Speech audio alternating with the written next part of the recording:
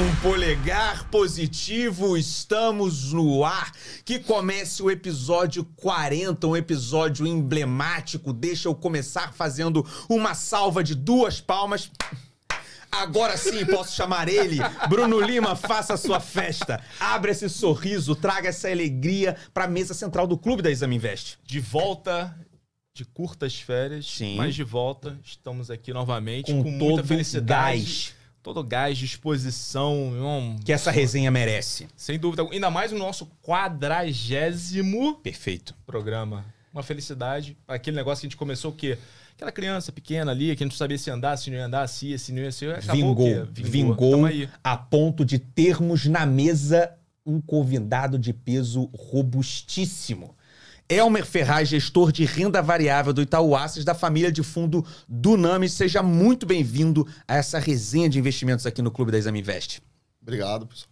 Satisfação, prazer. Seja muito bem-vindo. O Elmer não se emocionou muito com os quadrinhos. Não, ele tá emocionado. Você não viu? Isso aqui se chama nó na garganta. Ah, beleza, porra. Com o tempo você vai ficando mais à vontade. Aliás, depois desse quebra-gelo, todo mundo aqui entra na resenha pra gente conseguir falar, porque o cenário segue desafiador. E que semana. Deixa eu só recapitular como que essa semana de julho Por favor. se despede com decisão do Banco Central americano, também conhecido como Federal Reserve. Bom esse sotaque. Federal Reserve. Boa. Banco Central norte-americano decidindo juros nos Estados Unidos. No dia seguinte, temos a primeira leitura do PIB do segundo trimestre da economia norte-americana, podendo trazer aí alguma preocupação se a maior economia do mundo já está em recessão ou não.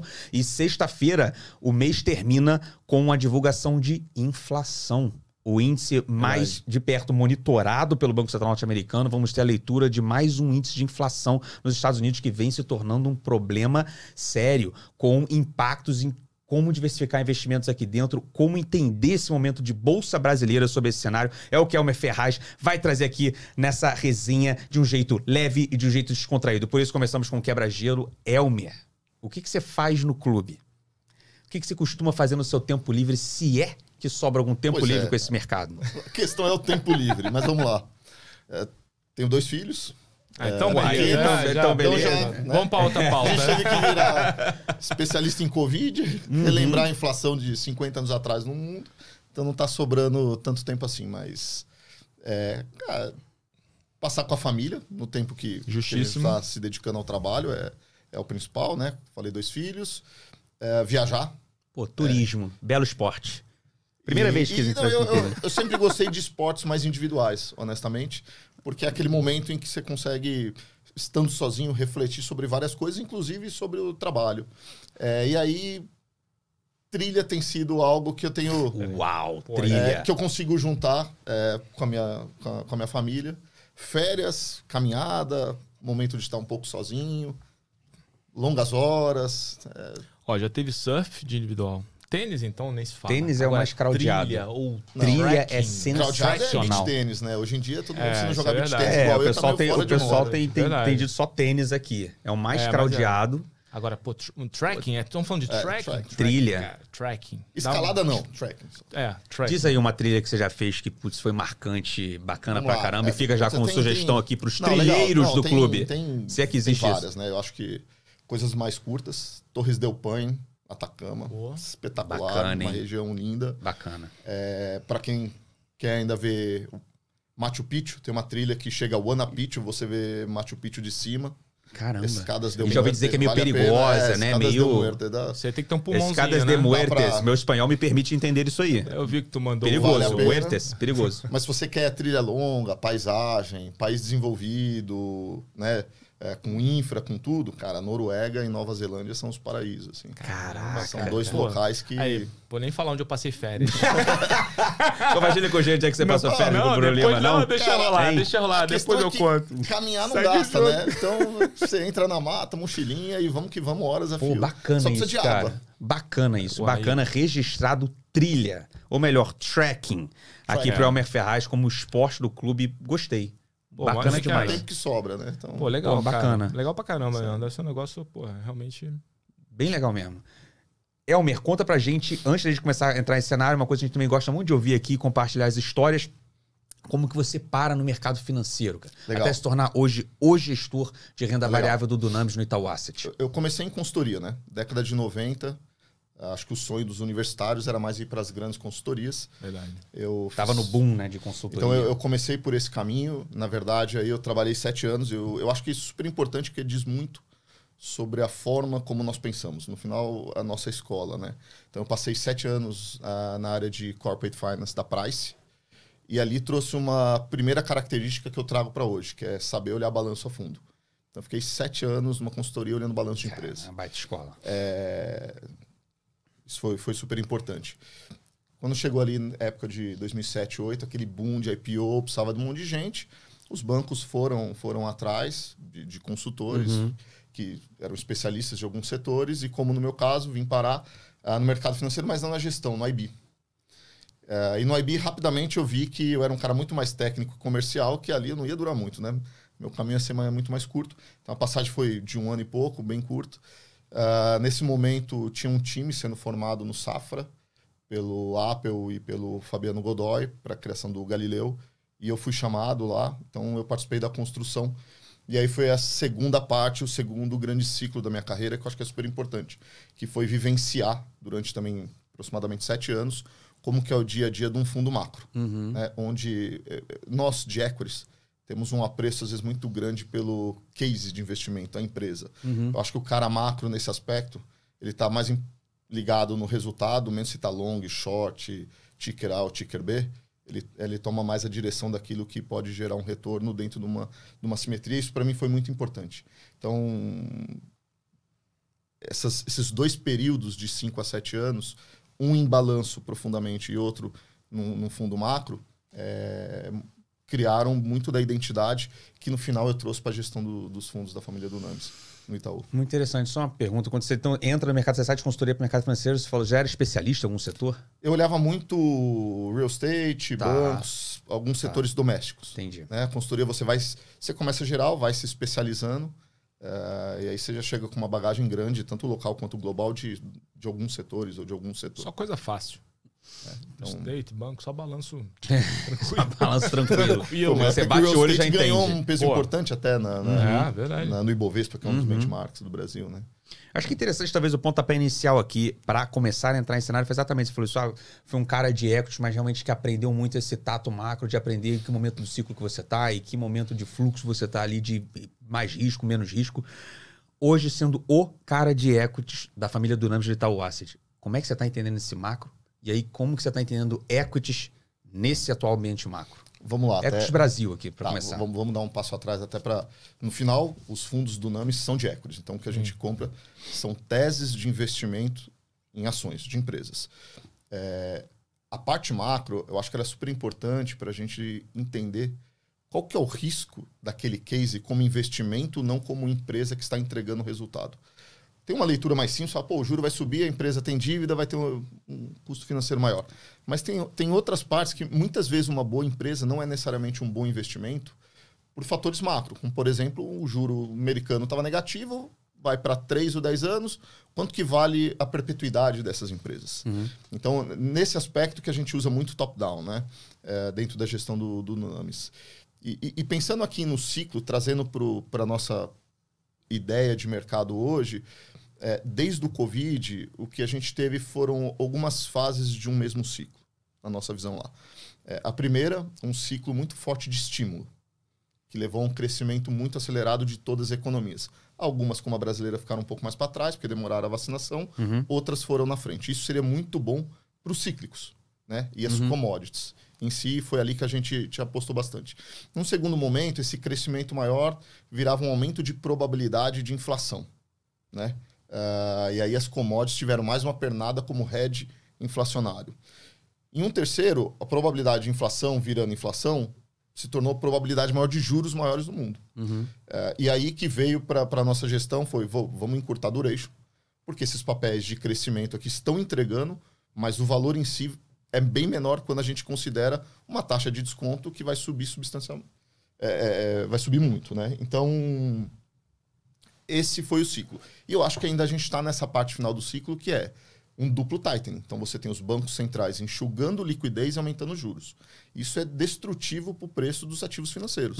Então, acho que o cenário é esse hoje. A diferença é que nos últimos 12, 18 meses, o valor das empresas começaram a refletir melhor isso e o técnico começou a se ajustar. Então, a gente vê os fundos com posição em caixa, falando globalmente, num ponto mais alto em vários anos. A alocação em equities a menor desde 2008. Você tem vários fatores técnicos já começando a corroborar. Mas, de novo, a gente está no meio do ciclo de aperto, que será destrutivo para preços de ativo. Então, se por um lado a gente já tem uma visão otimista sobre alguns ativos específicos, do lado macro, eu acho que ainda o cenário é difícil para as ações. Aqui e lá fora. Aqui ainda tem um componente adicional, que é a inflação. E aí, dependendo da classe de ativo, é melhor no caso da vitória de um candidato e outra classe é melhor no caso de outro candidato. Né? A gente tem isso claro, sem querer fazer nenhuma aposta aqui. Então, é um momento de teste das convicções, vamos colocar assim. Onde aquela parte mais fácil de identificação do momento do ciclo já passou e você começa a ter preços ajustados, assimetrias bem piores, mas sem um caminho claro. Então, acho que é hora de tomar cuidado. Acho que isso reflete muito a forma como a gente está pensando lá.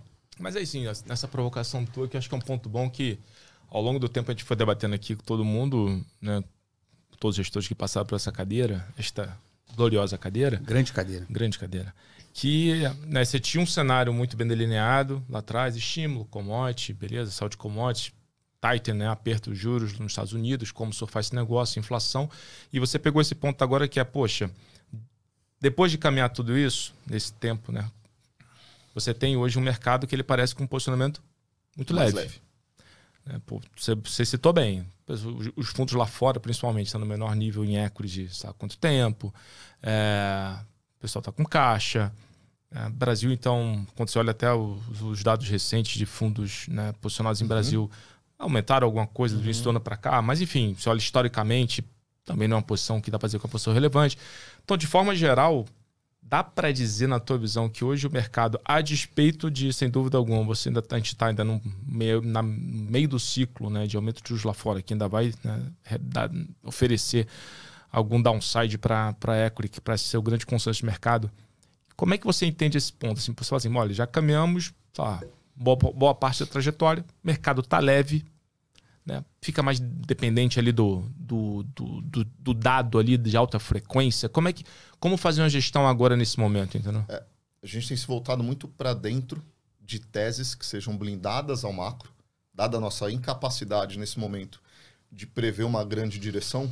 A gente se volta, vamos tentar analisar determinadas empresas que são mais blindadas desse macro e que oferecem uma simetria positiva. Alocar o dinheiro por alocar, eu acho que não faz sentido. Comprar beta agora, honestamente, acho que ainda não é o momento. Mas, como você falou, dado que o mercado está leve e alguns papéis de empresas boas foram surrados, né? Foram surrados pelo tanto de resgate que houve no mercado e tudo mais, há oportunidades em que vale a pena você começar a alocar algum capital, mas sem ter ali a certeza de que aquilo vai andar no curto prazo. Sim. Então, é um balanço muito de gestão de risco e de ter um pouco do balanço guardado para o momento, talvez, de capitulation, que a gente sempre pode ter ali, dependendo dos dados dessa semana, como você bem disse, a gente pode ter ali mais uma pernada para baixo forte. Né? Verdade. Aproveitar que você puxou esse gancho dos dados da semana. Tem uma classe né, de ativos, commodities, que tem até uma particular importância para a nossa Bolsa Brasileira. E que está passando por um momento aí de procurar o que é equilíbrio dentro desse ciclo mais apertado, seja do lado de oferta, mas também que refletiram muitos estímulos que você falou da demanda. A questão é que o mundo, nesse último mês, começou também a discutir ou se preocupar mais ou atribuir uma probabilidade marginal maior de risco de recessão. Pegando para os dados da semana, nessa quinta-feira, dia 28 de julho, vai ser divulgada a primeira leitura do PIB, do segundo trimestre da maior economia do mundo, e aí pode começar a crescer ruídos ou até algum sinal de que a maior economia do mundo pode já estar fraquejando, e aí você tem, pode endossar esse risco de recessão global. Como é que fica commodity nesse sentido, Elmer? Eu queria entender assim, como que você surfou esse ciclo de commodity recente, Como é que está hoje a sua exposição, a sua propensão de investir nesse setor com esse balanço? Tem classes que, de fato, tem um problema de oferta mais apertado, mas agora, no ambiente de recessão global, também dificilmente você consegue justificar preços atrativos ou seria um bom momento de entrada. Como é que você está olhando o setor de commodities na Bolsa Brasileira? A gente aumentou bastante a exposição a commodities entre setembro e outubro de 2020, que foi quando a gente identificou que os estímulos globais virariam um crescimento. Né? E lá a gente foi muito grande. Mais da metade do portfólio estava nos global cíclicos. Mas como você disse, a gente está num momento de probabilidade crescente de recessão. Você querer peitar recessão com cíclico parece... Suicídio. Parece um... Contra-intuitivo. Contra-intuitivo, falando de maneira geral. E aí cada grupo de commodities tem características específicas e aí a gente pode fazer uma diferença grande. Mas lá a gente alocou bem. E no momento em que a gente viu que a conversa estava virando de probabilidade de inflação e as commodities estavam ralhando para efetiva necessidade de aumento de juros, de custo de capital, a gente diminuiu muito. É verdade que alguns preços caíram bem recentemente, exatamente pela mudança na chance de termos recessão ou não, globalmente falando, para frente. Mas ainda assim, eu acho que a simetria não é tão positiva na classe de ativos como um todo. Tem algumas exceções. Então, petróleo é uma que a gente acha que o supply demand está muito apertado ainda. Você tem um risco também ali, um prêmio de risco envolvendo o conflito. Ucrânia, que não deve, mesmo se o conflito tiver resolvido, a questão de segurança de fonte energética vai mudar. Já mudou, Vai mudar essa dinâmica. Então, ali é um pouco diferente, mas de forma geral, a gente saiu ou reduziu muito a exposição aos cíclicos, dado o risco de recessão. Tá? Então, nossa posição hoje em commodities é bem pequena, comparável ao que já foi nos últimos 18 meses, 24 meses. E a reposição residual que se ainda tem em commodities é em petróleo? Temos uma parte em petróleo, temos uma parte em ouro, porque existe sempre o risco do Fed se preocupar. De novo, risco não é um call, é uma preocupação. E aí eu tenho que pensar em hedge do portfólio. Então, mineradora de ouro, se o Fed se preocupar demais com o tamanho do tightening por causa do crescimento, corremos o risco de uma década de 80 de novo. E aí aumenta o risco de desancoragem. Então, o ouro e o petróleo vão servir como bons hedges.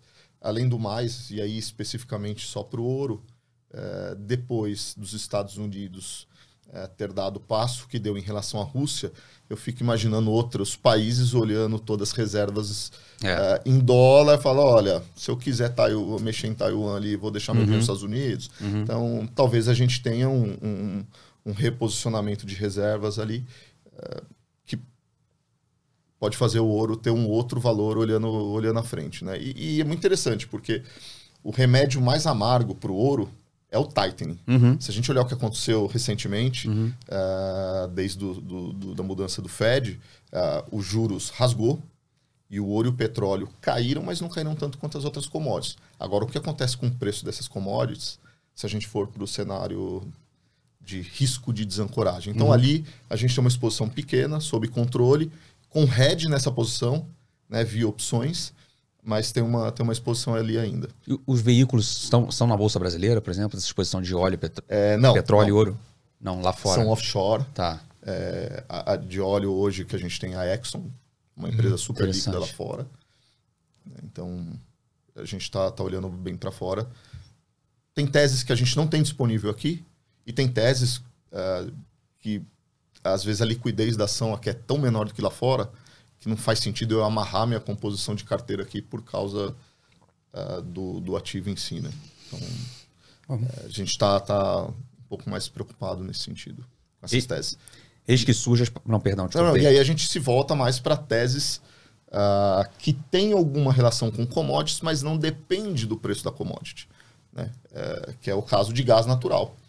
E aí a gente pode falar aqui. Pô, com certeza, né? Ainda mais agora com essa relação fronteira ali, Rússia e Alemanha, essa fronteira de concessão de gás. Não sei se essa posição, a sua tese é diretamente envolvida ou exposta à variação do preço do gás, ou se está mais envolvida a logística, mas se você puder comentar. Legal. Hoje é a infraestrutura do gás. A gente já teve posição a gás, uma empresa chamada Antero, do Estados Unidos. Já desinvestimos, com o preço do gás saindo de 4 para 8 dólares MMBTU lá fora. Caramba. Né? Hoje a tese está muito mais sair do preço da commodity e ir para uma simetria num risco menor e que não dependa de novo se vai ter recessão ou não. Então, grandes números aqui, o preço do gás hoje nos Estados Unidos é 8, na Europa está acima de 50, hoje eu estava olhando 52. Por quê? Porque não existe vasos comunicantes. Nos Estados Unidos sobra gás, para quem não sabe, quando você está extraindo petróleo, você tira gás junto, se você não tem utilidade para o gás, você queima ele. Né? Então, nos Estados Unidos existe uma sobra, e a Europa ficou muito dependente da Rússia no gás natural. O que acontece com o conflito, mas esse é um movimento que vem desde o Covid, eu acho que o mundo vai passar por um processo de... Ele vai sair da procura do menor custo para um momento de maior segurança de fornecimento, mesmo que aquilo tenha um custo um pouco maior. Então, nossa expectativa é que a Alemanha e o resto da Europa não queira depender da Rússia, mesmo se o conflito terminasse hoje, na sua matriz energética, né? Não dependesse tanto assim. Então, vai se olhar para quem tem sobra de gás. Seria uma bela oportunidade para o Brasil, mais uma daquelas que passam, mas é uma baita oportunidade para os Estados Unidos, que tem esse gás a um preço tão acessível. Então, quando a gente olha lá, os Estados Unidos, com um preço a 8, não a 4, a 8 já, e colocando mais ou menos uns 3 dólares de custo de infra, né, que é liquefazer o gás e transportar, incluindo perdas, tem uma perda de mais ou menos 10% no processo, vai para 11. Então, você tem o gás com todo o custo de transporte a 11 e do outro lado do oceano a 50. Vamos transportar. Então, a nossa aposta aqui não é se o gás vai sair de 50, de 8, subir e descer em cada continente. Como que vai ser criado vaso comunicante dentro dessa nova estrutura de segurança de fornecimento para que haja uma convergência de preço. Então, a gente hoje tem uma aposta numa empresa chamada Cheniere, LNG, que é uma empresa de infra que vai fazer isso e que já faz isso. Né? E negociada a um múltiplo super baixo. Listada nos Estados Unidos? Listada nos Estados Unidos, líquida, que de novo, se eu tiver um resgate, eu vendo em poucos minutos minha posição. Então, isso me permite replicar, aumentar meu portfólio, sair mais rapidamente se eu tiver errado na minha tese, que a gente tem sempre estar preparado para o erro. Né?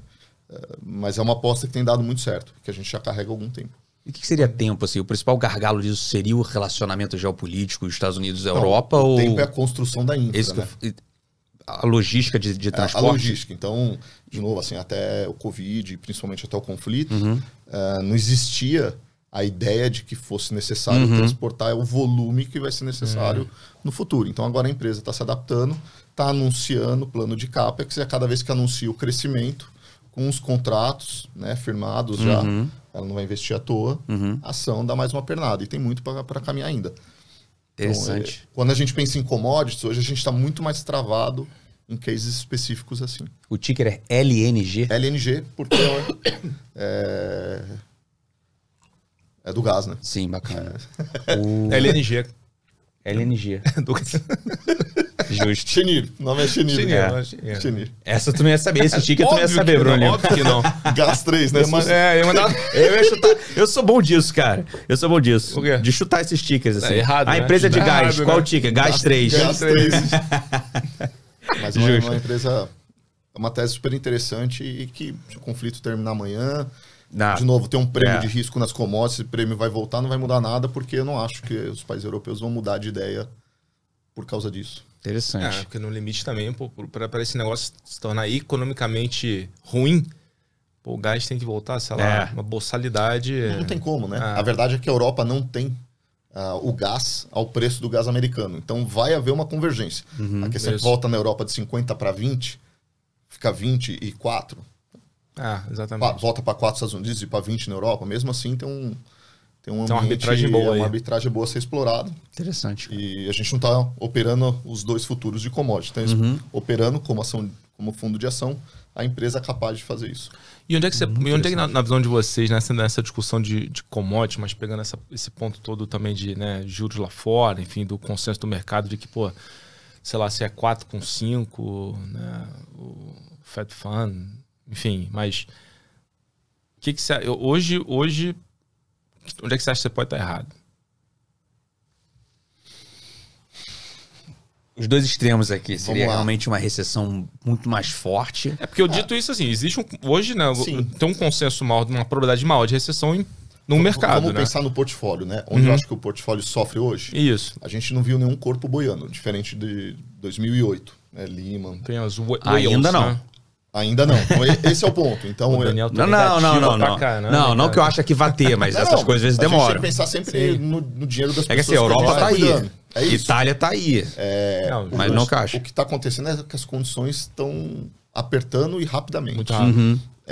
Como a parte técnica e o valuation ajustou muito, nós aumentamos um pouco a alocação a cases específicos, mas vis-a-vis os últimos 18 meses, nós aumentamos a alocação em teses que a gente gosta.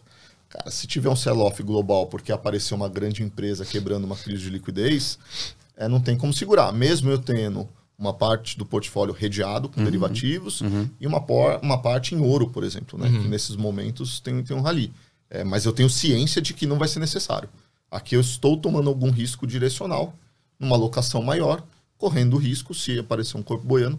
Mas não, me parece também que quando a gente olha os preços, se eu tiver paciência, olhando 2 anos à frente, eu começo a encontrar algumas teses com tier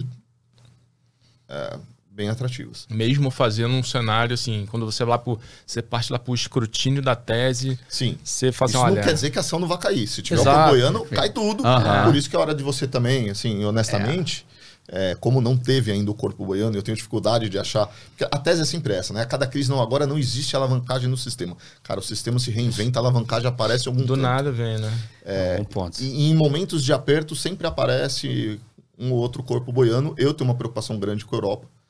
Está se discutindo hoje se a Alemanha vai racionar ou não energia. Aliás, inclusive, de fato, hoje mesmo. Hoje. Eu não sei como as empresas químicas lá vão sobreviver se tiver uma recessão. Então, a gente tem algumas teses short, tem um pouco de hedge, mas assim, pode dar ruim.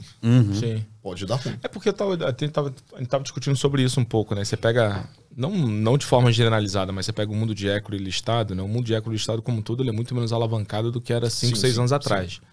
Né, duration, enfim, obviamente tem um caso ou outro, sem entrar na particularidade da coisa, mas de forma aqui, S&P, o que for.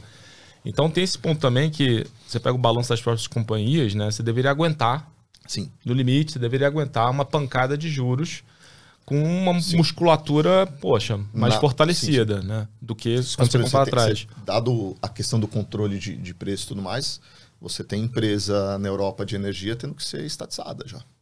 Justo. Quanto vale o equity no negócio desse? Bom ponto. Pó, né? Então, acho que tem que tomar um certo cuidado, compra indiscriminadas. Porque... E assim, do nosso lado, e até uma forma como a gente pensa, é muito em preservação de capital. Eu sei que isso é meio... Sim. Todo mundo fala isso, mas a verdade é que a gente tem conseguido entregar em anos bons, e aí eu vou falar de carteira aqui, retornos acima de 50%, mas nos anos ruins a gente nunca teve queda de 2 dígitos. E eu acho que o motivo pelo qual a gente nunca teve uma queda de 2 dígitos é porque a gente está o tempo inteiro pensando o que pode dar errado e procurando hedge. Então, apesar dos preços atrativos, eu acho que essa é muito do que a gente ouve. Eu acho que no momento é de cautela. Não dá para dar all-in ainda. É engraçado você falar desse negócio da reestatização, né? Porque lembra a gente a discussão do subprime lá atrás, né? Quando você teve os governos tomando os blocos de volta. Agora imagina, os governos têm que tomar ativos estratégicos de commodities para poder defender o direito à energia, o direito a combustível, o que for, nas suas respectivas nações, e como isso poderia impactar a política fiscal lá na frente de novo, né? O balanço dos próprios... Pensa uma empresa que depende do gás natural nesse custo e está com o preço travado. Assim, é quanto ela queima de dinheiro ao dia. Esse é um belo risco que, assim, isso realmente não... Isso não tá isso é um tail razoável. Tem bastante coisa que eu acho que não dá para negligenciar, assim, quando você cuida do dinheiro dos outros. Né? Sem dúvida. Perfeito. Em termos de tese, Elmer, trazer para Brasil. Achei essa sua tese de LNG muito interessante, não só porque a conjuntura... LNG lá fora. LNG lá fora. Então, trazer para Brasil. US. LNG US. Eu achei muito interessante, porque não só a conjuntura, de fato, está incentivando muito por causa dos atuais preços, mas você tem uma estrutura que também está muito direcionada para esse case e para esse business andar. Você vê alguma tese nesse sentido aqui para o Brasil? Que a conjuntura pode até estar embaçando, atrapalhando, mas a estrutura está muito dada, assim, propícia para o case? Tem que ter, né? Afinal, um fundo de ações local eu tenho que ter, né? Eu não sou um hedge fund que coloca o dinheiro em ação brasileira de vez em quando. Tem que ter, e o nosso maior risco é uma ação local. Interessante, cara. Que é a Rumo. Hoje, nossa maior aposta é Rumo. Qual o ticket da Rumo, Daniel? Essa eu aprendi em algum episódio do clube, que eu chutei Rumo 3. Obviamente, mas é Rail. Rail 3. Nossa maior aposta hoje, assim, nossa maior convicção, talvez não seja o maior risco, ela tem um beta muito mais sob controle, mas a nossa maior aposta já é Rumo. O que você entende hoje dessa tese para estar realmente a maior convicção do fundo? Vamos lá, é uma combinação de fatores, né? Primeiro, o momento. A gente vem há 4 anos sem repasse de preço no frete ferroviário. Só para quem não entende, a Rumo é uma empresa de ferrovias responsável pelo escoamento de grãos brasileiro. Né? Então, principalmente Mato Grosso. Milho e soja no Mato Grosso. E ela vem há mais ou menos 4 anos sem capacidade de repassar preço. Por alguns motivos. Teve investimento em infraestrutura lá atrás, como a BR-163, que agora começa a ser pedagiada. Tinha contratos firmados, porque a empresa tinha uma capacidade ociosa, e nesse business capacidade ociosa pesa muito mais do que 5% ou não de aumento de preço. Tinha uma questão da safra, né? A safra vem crescendo, então vem também recompondo, vem utilizando a capacidade adicionada nos investimentos antigos. E isso, quando a gente olha agora no segundo semestre, a gente acha que o aumento de preço vai ser da ordem de 2 dígitos depois de 4 anos flat. Diesel? Não, preço Não, sei, mas digo assim, a questão da própria competitividade vis-a-vis diesel, né? O diesel é um custo deles, mas é um concorrente também, né? Porque um dos concorrentes do modal ferroviário é o rodoviário. Então você tinha uma estrada ali sem pedágio, cara, agora tem pedágio, o diesel subiu bastante com o preço do petróleo, a dinâmica mudou, contratos antigos vencendo, então existe uma reprecificação dos contratos. Então quando a gente olha o segundo semestre, a nossa expectativa é que o preço suba 2 dígitos. Né? Então, eu acho que essa é uma primeira parte, assim, que é momento. Segundo, que quando a gente olha estruturalmente, a safra do Mato Grosso cresce em média 7% ao ano. Cara, de verdade, isso num país igual ao Brasil, onde a gente vai de voo de galinha, recessão, voo de galinha, recessão. Poucas teses têm crescimento de volume de longo prazo de 7% ao ano. Né? Então... parece que ali eu estou mais blindado de novo da disputa de eleição, se o PIB de curto prazo está inflado e vai desacelerar ali na frente, a demanda por alimentos no mundo só cresce. Então, do ponto de vista de valor, quando a gente olha estruturalmente, a tese está redonda. Quando a gente olha o modal ferroviário no Brasil, ele é muito, muito abaixo do que deveria ser, né, comparando a outros países. Então, e aí, ouvindo até a discurso do ministro atual, mas eu imagino que isso não seja uma questão de um governo, mas de todos, reduzir custo para o mundo agro no Brasil, que faz todo sentido, e aí o desenvolvimento do modal vai acontecer, tem acontecido, e a Rumo é a empresa capitalizada e, na nossa visão, a mais preparada, a melhor preparada para surfar esse crescimento. Né? E um dos exemplos é o projeto de Lucas do Rio Verde. Então, com isso... Conta aqui bem simples, a gente vê a ação negociando a 8 vezes e meia, EBITDA ano que vem, vamos tirar esse ano que é difícil da conta, que senão é sacanagem. Né? Ano que vem, que já está meio redondo, 26 sobre 23, a gente acha que o EBITDA dobra. Uma empresa está 8 vezes EBITDA, vai estar 4. O lucro multiplica por 6 nesse período. Se a gente olhar o lucro de 26 que a gente tem, e de novo, a gente está olhando um projeto que a gente já colocou na conta, que foi aprovado recentemente, a empresa está começando a fazer o CAPEX. Se a gente comparar o lucro de 26 contra o desse ano, multiplica por 100. Mas, de novo, a gente está pegando um ano que estava meio pressionado. Então, assim, ali a gente vê a combinação do case estrutural num preço bom foi destruído por venda, com um momento muito interessante para o segundo semestre. Então, ali pro quadro de medalha, já tô adiantando. Já surgiu um forte candidato com as medalhas no clube. Não, já adiantou, Eu só não sei ferrou. qual que é o prazo. Perdemos a audiência. Não. Perdemos a audiência. Eu tenho que manter a audiência aqui até o quadro de medalhas do clube. Surgiu um fortíssimo candidato. Será? Para. Agora, tem riscos. Né? Esse é um papel de um duration um pouco mais longo. Bom então, existe uma incerteza quanto ao Fed Funds. Então, um dos motivos que levou, não só a venda, né, dos fundos de ações, mas um dos motivos que levou o papel a sofrer foi uma reprecificação pelo custo de capital num papel de duration longo. E aí, o que a gente fez, a gente se utilizou desse momento para aumentar a exposição, porque a cada vez que a curva do 10 anos americano ia para cima, tinha menos espaço ou menos dor adicional para ser precificado. Então, a gente foi construindo a posição. Deixa eu fazer uma provocação assim, meio... Tentar se meio, né, aqui... Posso? Claro, pô. Só para não perder aqui do risco, e aí você... Vai lá. Existe uma questão que você mesmo mencionou, que é a quebra de safra. Só que a quebra de safra é volatilidade. Não é destruição de valor no tempo. A não ser que você ache que todo a safra quebrou...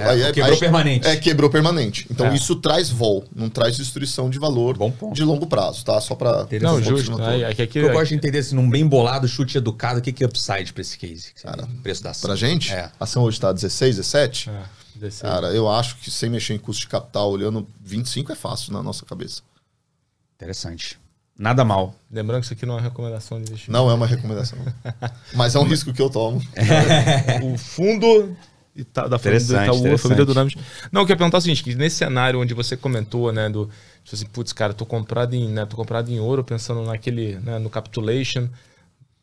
Oil não aguentaria, você deixaria o diesel mais competitivo. Por outro lado, é um papel long duration. Os ativos de long duration também deveriam performar bem. O que acontece com o rumo? Pendula para o positivo de ser long duration ou ele apanha por perder competitividade no capitulation? Não, no capitulation vai todo mundo. Saco. Isso é algo interessante. É que no primeiro momento todo mundo vai, né? Mas digo assim, na separação do joio do trigo ali, né? As crises é beta 1 para todo mundo. Todo mundo apanha junto. Beleza. Eu acho que esse é o risco de cauda hoje. Depois eu acho que é um papel assim, olha, geralmente em momento de estresse, o que acontece? O dólar vai para cima. Tem um efeito no preço do combustível, que é custo dela? Tem. Mas o Brasil fica mais competitivo aí em exportação. Tá bom. Então também ajuda ela. Interessante. Tá bom. Né? Então assim... aconteceu isso, as condições financeiras se deterioram por sentimento, tem PIB pior globalmente. Cara, exportação de milho e soja não tem praticamente nada a ver. A gente não encontra correlação com crescimento econômico. Então, continua lá. A ação sofre, mas a tese está blindada. Não, no justo, digo assim, no capitulation, quando diz assim, né? O capitulation, terra arrasada, momento 2...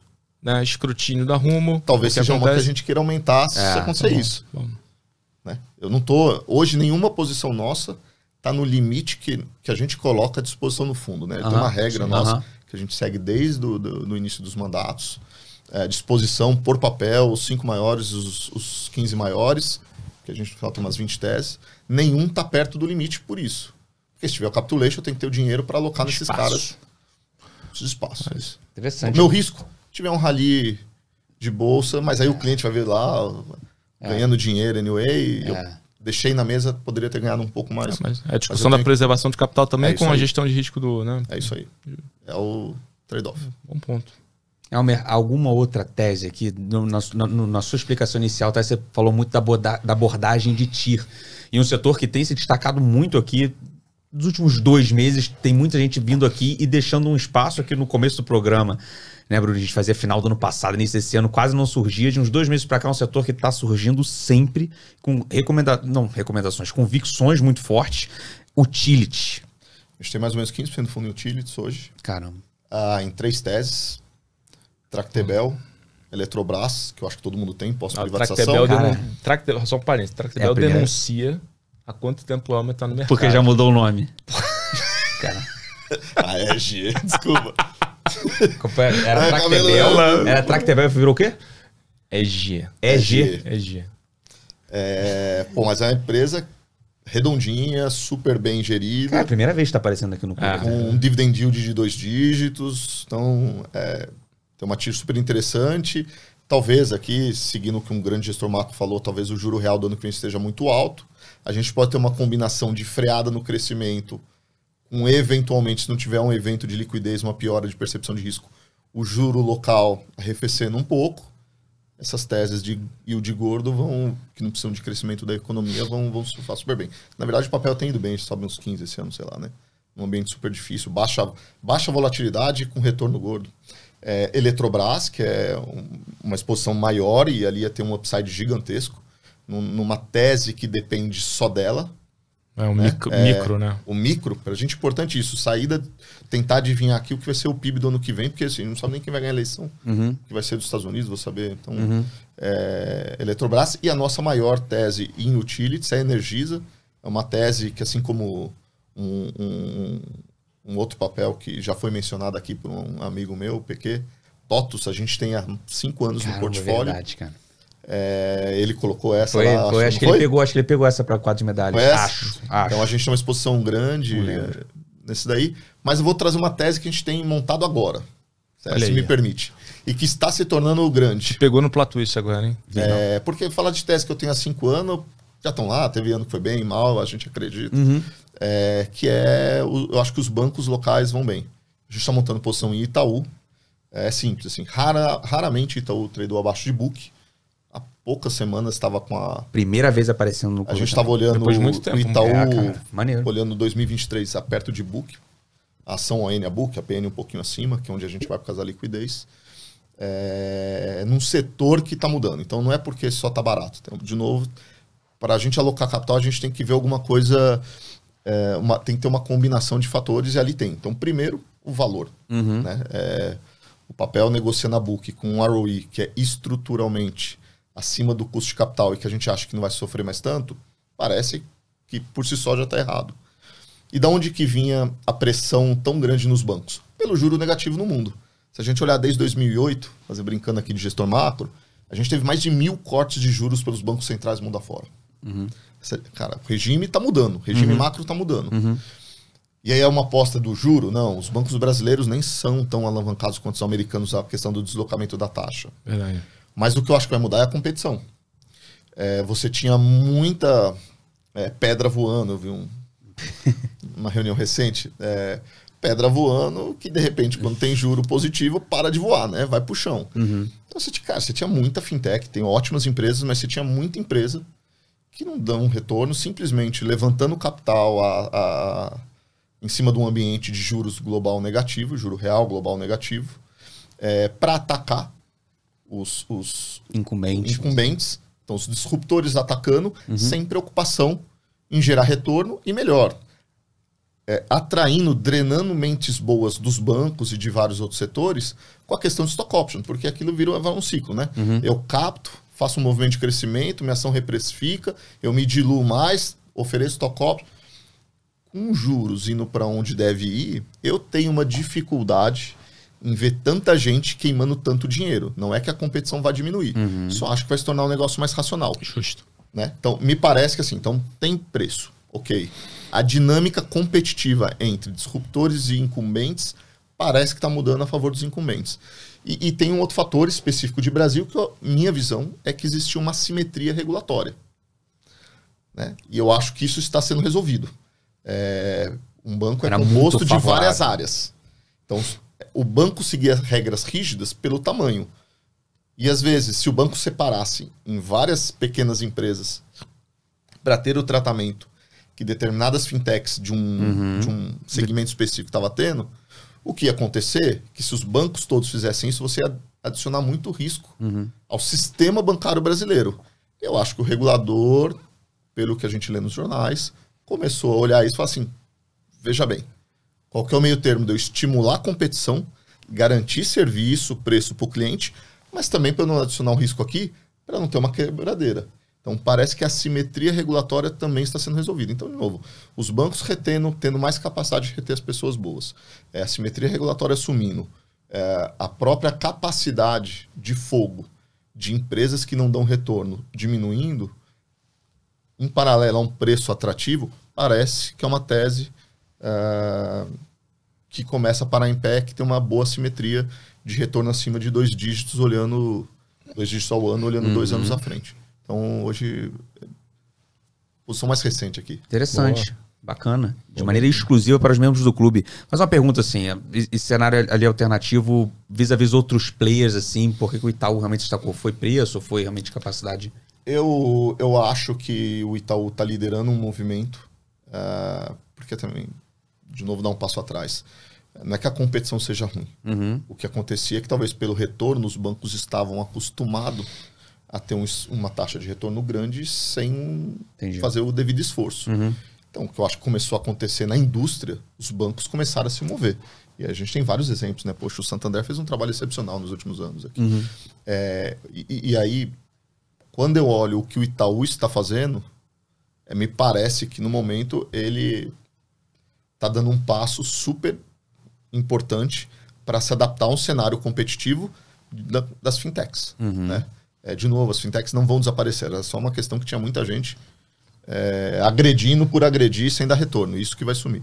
Então, acho que o banco está dando um passo importante. A gente viu isso na Asset. Vimos em vários setores. A gente tem o Itaú. Eu estou falando a gente porque eu estou lá dentro. Sim. Eu vejo um CEO novo com uma cabeça muito mais aberta, esse ambiente novo, há várias mudanças. De novo, quando a gente junta preço, mentalidade, tudo que está acontecendo, parece que tem uma simetria positiva. Mas a gente também tem mandato nosso. Como eu estou dentro do Itaú, tem mandato que eu não posso ter Itaú, tá? E aí eu tenho um outro banco. No caso, eu tenho o Bradesco. Porque eu acho que essa tese ela é mais geral. Assim, o preço está barato nos dois. A diminuição da competição vai ajudar os dois. Tem uma coisa setorial, né? Isso. Tem uma questão setorial por trás. Aí ali tem uma questão de performance operacional que eu acho que vai ser um pouco melhor em um. Mas, de novo, a grande diferença é a classe de ativo que parece que não está precificando adequadamente as mudanças que vão acontecer no cenário de juros e regulação. E surge um contender aqui para o quadro de medalhas. Chegaremos lá. Antes disso, tem um momento que o Bruno Lima adora. O Bruno Lima costuma anunciar esse quadro de uma maneira muito interessante, onde ele deposita todas as escolas de arte que ele já frequentou, artes cênicas. Momento dramático, Bruno Lima.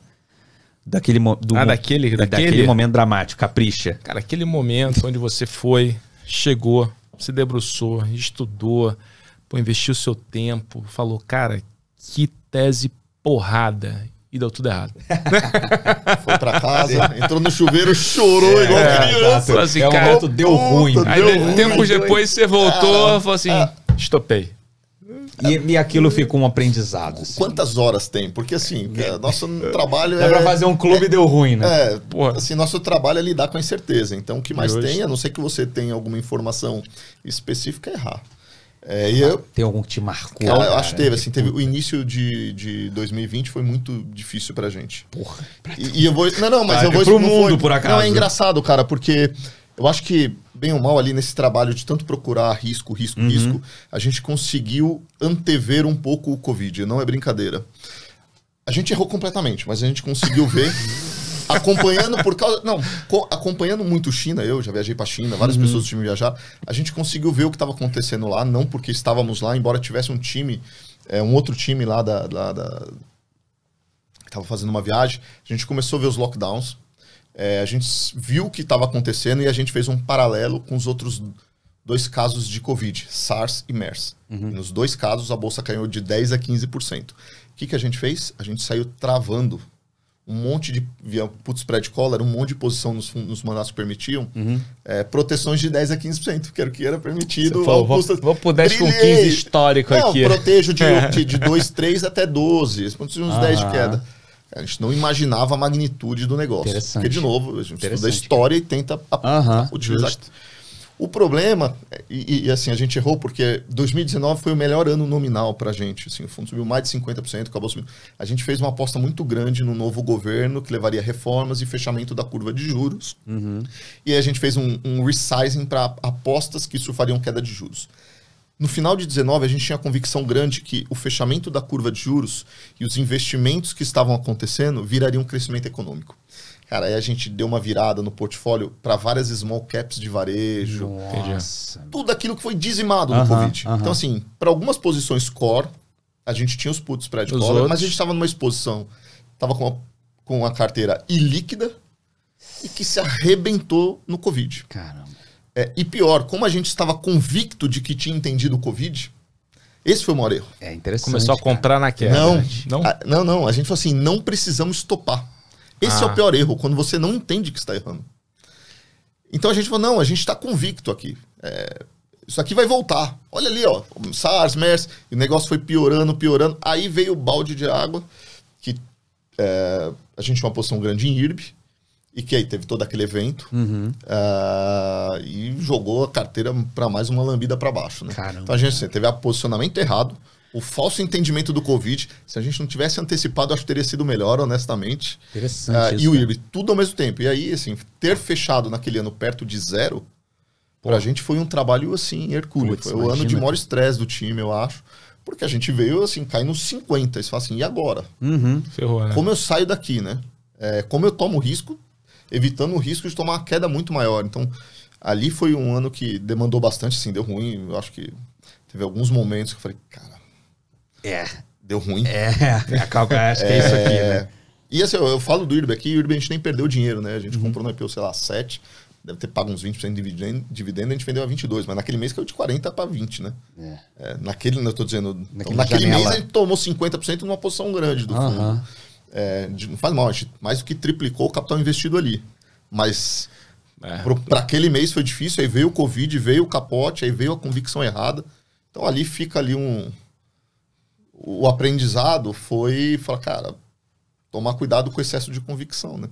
Bom ponto. Porque, de novo, a gente tinha estudado o tema, isso dava a convicção de que iria voltar. E a gente demorou demais para estopar. Eu estava lendo sobre isso de você estar sempre procurando os contra-argumentos, a visão oposta, alguém... Eu não lembro de que eu vi, mas... E quando você não chega num consenso ali com o teu, entre aspas, né, o teu algoz, né? Não entre aspas aqui, né? Mas, cara, chama uma terceira parte para mediar o debate, para trazer, trazer você à tona no sentido da argumentação. E aí isso levou a gente a perder todo o rally dos papéis de growth quando o juro foi pro negativo. É verdade. E a indústria pegou a volta. Onde que a gente depois foi muito bem, quando eles começaram a sofrer mais no final do ano, aí a gente estava entupido de commodities pela visão dos cíclicos. E aí, então, no último trimestre do ano ali, e o começo de 21, a gente rasgou, né? As cotas foram... com a indústria caindo, custos de crescimento, eu acho que, fazendo aqui o que a gente via, era que a indústria estava mesmo... Não, o earnings da empresa não vai decepcionar, meu caro. Você ganhou com o juro indo pro negativo, você vai perder com o juro voltando. Mas, de novo, todo mundo tem acerto e erro aqui, não tem melhor e pior, mas... Ali foi um momento em que o time, assim... Interessantíssimo. Gerou debates calorosos internos, porque as visões... Né, mas isso é super interessante, porque é num momento difícil que eu acho que o time se... Cria essa conexão. Cara, vai todo mundo pro quebra-pau. Não adianta ter o culpado. O culpado é o time, tudo é discutido. Eu sou o gestor responsável, mas tem gente muito boa do meu lado, então todo mundo se ouve. Então aquilo eu acho que fez com que o time se fechasse mais. Assim, foi interessante, muito... cara. Mas... Aí, ó. Tractebel, denuncia, tá vendo? Tablet 3, bom ponto. Tablet 3. Bom ponto. E deu bom, assim, do que você carrega pra cara, coisa que você tem desde quase o início da Dunami, você carrega até hoje, assim, tá surfando esse compounding aí. Cara, as duas teses que estão há mais tempo com tamanho relevante são TOTUS e Energisa, e a gente gosta muito, não desinvestimos. Né? Dentro daquele framework, poxa, com esse juro maior, papéis de duration grande vão ser destruídos, a gente reduziu muito o duration do portfólio, TOTUS mantivemos lá porque era uma das teses que a gente gostava. Porque a gente podia errar também no call de duration, né? Tem sempre assim. Como que você vai fazendo o balanço? Então, são cases que a gente surfa bem. E os cases de commodities que foram muito agudos, né? Em virada de... Assim, ao longo do tempo, o bottom-up prevalece, né? É o compounder. É o compounder. Cara, mas na virada de ciclo é o top-down. Se você tá na classe de ativos certo, você rasga e ganha dinheiro. Se você tá na errada, você se arrebenta. Eu acho que a gente pegou, por causa do top-down, essa virada em commodities, porque aí foi espalhado, tá? Freeport, Cemex, Exxon, Chevron, dá pra citar várias aqui. A gente para evitar eu acertar o macro e errar o micro, tinha um combo. Eu espalhei. E aí foi tudo muito bem, assim. Então, e aí tinha também ciclo, bancos, né? Porque depois falou, pô, isso aqui vai virar juro, bancos lá fora tem uma relação muito maior com o juro longo. Aí tinha JP Morgan, aliás, by the way, eu tô olhando aqui, a gente tá estourando tempo ali, mas só pra pegar antes de você por... Aproveita que o Liminha tá aí. Liminha tá de férias. Olha lá. Ah, mas não tem liminha, mas olha quem tá ali já olhando pra gente, ó. Pô, brabíssimo. Pô, então já dá pra falar de coisa ruim, é isso? Só foi uma. Não, eu ia te perguntar o seguinte, porque a gente tem esse debate lá na equipe, né? Por que os bancos americanos, pô, a despeito da curva, eles não estão performando, né? Tem discussões, tem o custo de salário, enfim, pressão, a discussão do ciclo econômico, crédito, concessão marginal, mas enfim. Vamos lá, os resultados começaram a decepcionar, mas não foi na parte de crédito. Falando dos grandes bancos, não os regionais, tá? Que é o que eu pessoalmente olho mais a fundo. O que está acontecendo é que a atividade bancária em si ela é alavancada a crescimento econômico. Simples, o que é Basileia? É um percentual capital, é um percentual do tanto que você está usando de capital. Você é um business alavancado. O que começou a precificar foi a recessão. Interessante. Se você tem crescimento negativo, engraçado, cara, a perda é exponencial, pode ser exponencial nos bancos. Então a ação do JP... Não, tem ação que tá abaixo de book, cara. Então. Lá fora. Acho que o Goldman tá abaixo de book, sei lá. Tem uns caras abaixo de book aí, cara. Então, o Wells Fargo, Bank of America, Goldman, JP, a gente tá olhando com carinho.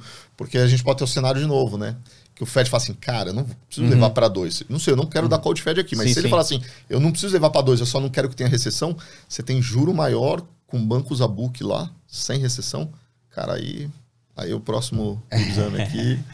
Vai ter um US Bank, que mas é legal essa relação juro e atividade. Então, porque o equity hoje, como você falou assim, o equity que deveria, né, que expressa mais a questão de ciclo econômico, não risco soberano, mas aqui no caso do Brasil, mas ciclo econômico, né, da economia, nossa, não, ciclo, mas é banco. Bonito. É horrível.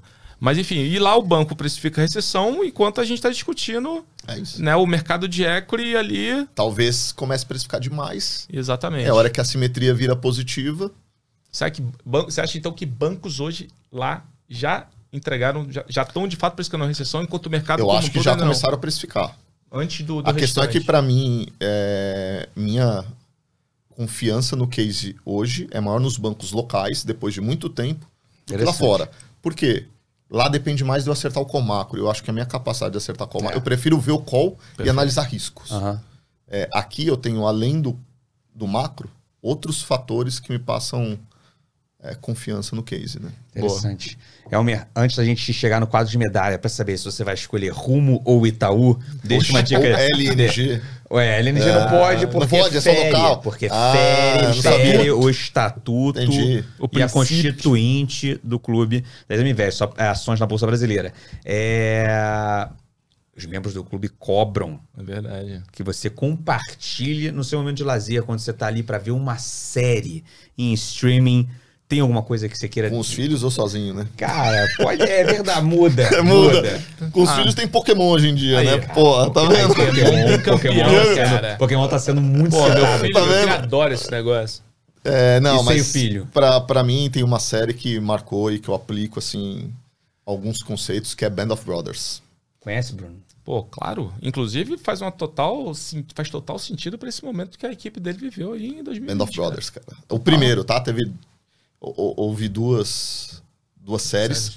A primeira, que é da batalha na Europa, sobre a Segunda Guerra Mundial. Depois eles fizeram uma, que é Band of Brothers The Pacific, que é a campanha norte-americana no Pacífico. É muito mais violenta, mas como série, a primeira temporada, assim, filmada anos antes da segunda. Já escutei de nome, espetacular, cara. A HBO... É a primeira vez que aparece no clube Band of Brothers. Deixa aí talvez tenha sido o primeiro...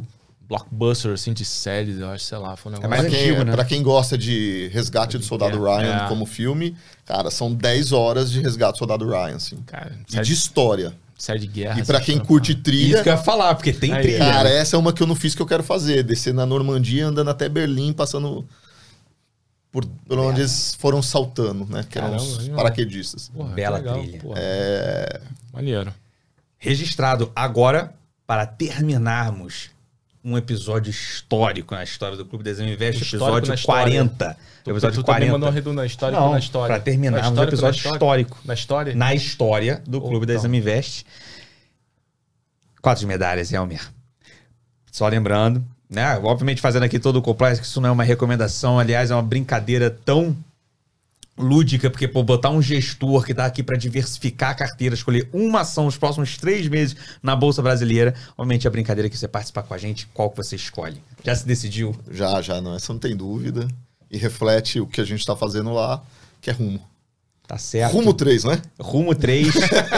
Se a bolsa cair, deixa Rumo 3, que ela vai estar zerada. Aí não computa. Não computa. Agora, se for bom, Rail. Não, Rumo Rail 3. 3. Pra qual que é o prazo ali? 3 meses. 3 meses? Tá bom, tá bom. Se fosse Rail. 6 meses, tava... Ó, 3 meses. vai pegar um segundo tri. Já viu? Quadro de medalhas cada vez mais disputado. Elmer Ferraz, muito obrigado pela sua presença, pela honra de ter figurado aqui no 40º episódio do Clube da Exame Invest, mestre. Eu que agradeço. Bruno Lima. Nosso bate-papo, fico à disposição aqui. Boa. Pra ser cobrado pelo que tá sendo falado. E falar nisso, vai ter carta do Dunamis 6 pois anos. Pois é, legal. Dunamis. O Dunamis completou 6 anos, no dia 21 de julho. E eu tô na fase final de revisão com o time da carta, nos próximos 15 dias no máximo. Olha aí. Interessante. Aqui, ó. Para acompanhar a história desse time da Dunamis, aqui representado pelo responsável, o gestor de renda variável do Itaú Asset, da família Dunamis. Elmer, muito obrigado. Bruno Lima, um prazer revê-lo depois de você ter passado suas férias sensacionais. Aonde? Hã? Hein? Vai ser aqui no Clube Média, aqui em interior de São Paulo, delícia, cara. Que delícia, junto com a família. Que bom tê-lo de volta. Gosto muito de Fabiana Arana. Gosto muito da participação dela aqui. Confesso que fico dividido entre Bruno Lima e Fabi. Então a gente fica alternando. Os membros do clube agradecem. Galera, um grande abraço. A gente se vê na próxima semana. Até lá.